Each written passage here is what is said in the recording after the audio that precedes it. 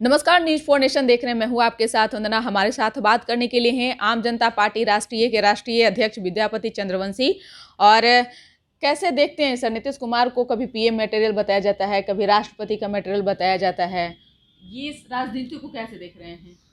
ऐसा है कि इसमें समझने की बात है कि माननीय मुख्यमंत्री श्री नीतीश कुमार जी को किसने पीएम ये राष्ट्रपति कैंडिडेट बनाया। इनको राष्ट्रपति कैंडिडेट विपक्ष के लोगों ने बनाने का प्रयास किया है।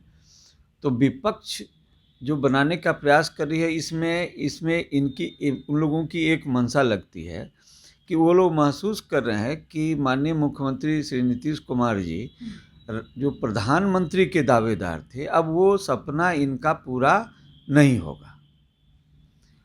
तो इसलिए चूंकि यह सक्रिय राजनीति की बात है, तो अब वो सपना पूरा नहीं होगा, तो उसको जो राजनीति राष्ट्रपति के लिए कैंडिडेट बता रहे हैं, तो वो राजनीति का वो एक ऐसा जगह है जहाँ की राजनीतिक में लोग सक्रिय नहीं रह जाते हैं।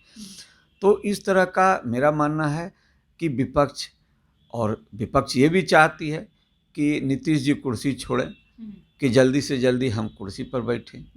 तो ये तो दोहरा चाल है, ये मुझे ये समझ में आ रहा है। और साथ ही साथ सबसे बड़ी बात है कि इसके लिए माननीय मुख्यमंत्री नीतीश जी तैयार होते हैं कि नहीं, ये भी एक मुद्दा है।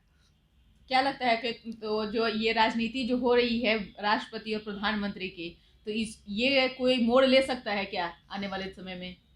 देखिए, जहाँ तक ये मोड़ लेने का प्रश्न है, ये अगर बिहार के पहले राष्ट्रपति डॉक्टर राजेंद्र प्रसाद थे, और यदि ऐसा हो कि मुख्यमंत्री श्री नीतीश कुमार जी राष्ट्रपति बनते हैं, तो बिहार के लिए एक गौरव की बात होगी। विद्यापति चंद्रवंशी जी क्या मानते हैं? उनको पीएम मटेरियल मानते हैं या राष्ट्रपति का मटेरियल मानते हैं? देखिए, जहाँ तक मेरा सवाल है कि वो एक अच्छे राजनेता हैं, उन पर कोई दाग नहीं है, और साथ ही साथ सब छवि के लोग को ही सक्रिय राजनीति में रहने की ज़रूरत है, क्योंकि वहाँ पर उसकी अहम भूमिका होती है। इसलिए मैं तो ये कहूँगा कि अगर हमसे स्पष्ट पूछना चाहते हैं, तो मैं तो ये कहूँगा कि वो प्रधानमंत्री के लिए सही दावेदार हैं। प्रधानमंत्री के लायक नीतीश हाँ, कुमार सही हैं। दावेदार हैं। क्या लगता है कि जिस तरह से विपक्ष वो राजनीति कर रहा है इसको लेकर के, क्योंकि ये आरोप है, खुद नीतीश कुमार से जब ये सवाल पूछा गया था कि क्या आप राष्ट्रपति का जो है मटेरियल बताया जा रहा है, लेकिन उस बात से तो वो इनकार कर दिए। क्या लगता है आपको कि ये जो राजनीति हो रही है, तो बीजेपी और जदयू की अभी एकजुट सरकार चल रही है, तो कोई फर्क पड़ने वाला है? बता रहे हैं आपसे, ऐसा है कि ये जो राष्ट्रपति के लिए उनको कैंडिडेट बनाने की बात हो रही है, ये विपक्षियों के द्वारा हो रहा है, जबकि माननीय मुख्यमंत्री जी तो सत्ताधारी के साथ हैं।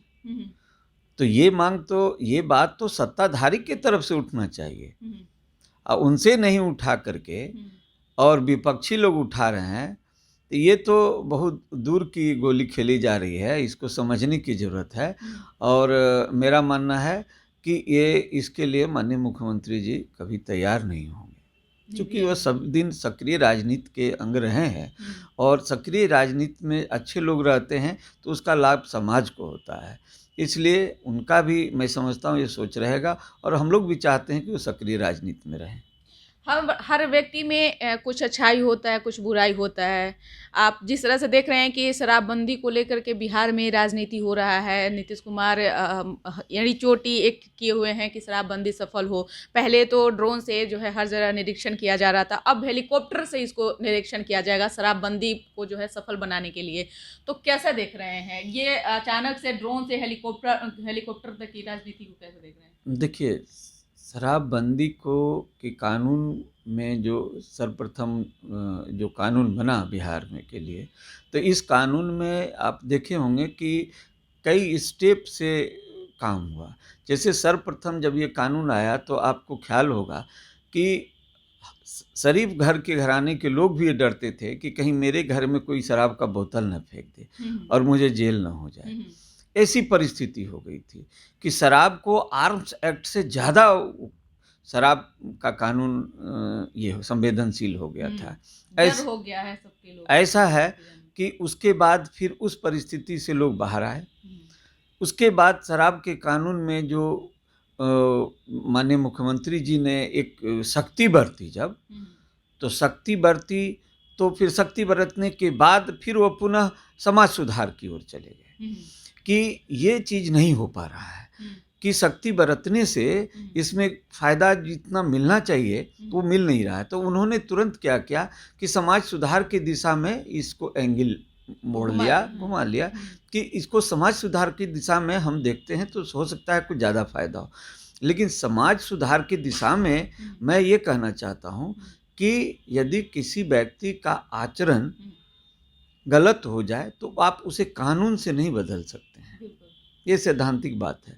तो उनका ये आचरण जब उन्होंने देखा कि नहीं समाज सुधार की दिशा में ये भी उतना सफलता नहीं मिल रही है, तो और दूसरा ये कि उनको अपने प्रशासन पर से भरोसा कुछ उठता हुआ नज़र आ रहा है।